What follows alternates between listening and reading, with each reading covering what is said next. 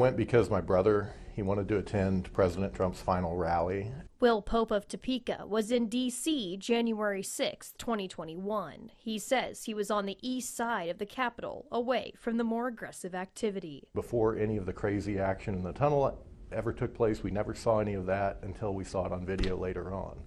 But yeah, it's a very complex day. Kansas Senator Patrick Schmidt was also in D.C. that day. He describes the events differently. I smelled the bear spray and the tear gas that people brought.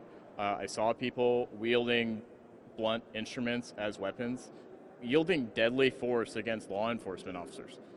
I don't think that you could see that and not be moved. He plans to introduce a resolution asking his fellow lawmakers to join him in condemning the actions. I think that we need to send a message that we will not accept violent criminals being pardoned and commuted and released back into our community with no punishment. I think it's a grave mistake. As for Pope, an executive order from President Trump meant the multiple charges filed against him were dismissed January 20th, 2025. So there are different types of cases. Some people were convicted. I was never convicted.